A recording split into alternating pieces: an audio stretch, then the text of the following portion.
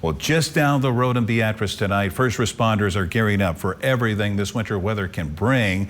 They may get more snow than we are going to get, so the snow can pose some real challenges for them. Channel 8's Mackenzie Johnson joins us live now to tell us what they do differently during these situations. Mackenzie. Rod, by the time the snow started falling this afternoon, Beatrice Fire and Rescue had already done all of their preparations. But if the roads start to get bad here, they'll have to rely on teamwork to make it out on emergency calls. Yeah, there's a lot of moving parts, a lot of organization that goes on in the background, and the dispatch center does a good job with that, and so does our emergency manager. It's all hands on deck in Gage County when a snowstorm is moving through. For the fire department, they make sure to fill their ambulances and fire engines full of gas and drain the extra water out of the hose lines so they don't freeze over. But the training for this type of weather takes much more preparation. Fire Chief Brian Dakey tells me they learn how to stay safe when they're responding to a fire or medical emergency.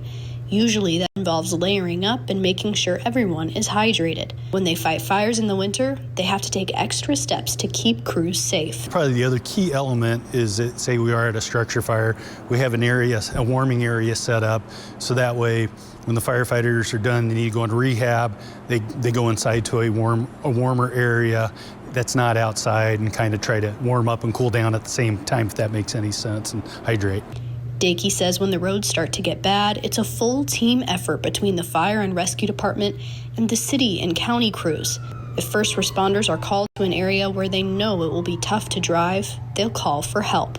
Well, we've had snow plows get in advance of us before responding to calls. It actually happened a couple of times last year when we had those big snowstorms where we had actually city, street, and county road crews going out in front of us in rural areas, depending on their jurisdiction, to make sure that we got to help that person.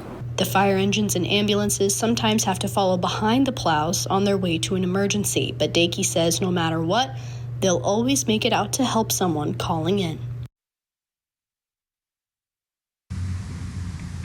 He tells me the most common calls they get during winter weather are people who slip and fall, but they also respond to crashes. So he's asking people, if at all possible, to stay home until it's safe to travel. Reporting live in Beatrice, Mackenzie Johnson, Channel 8 News.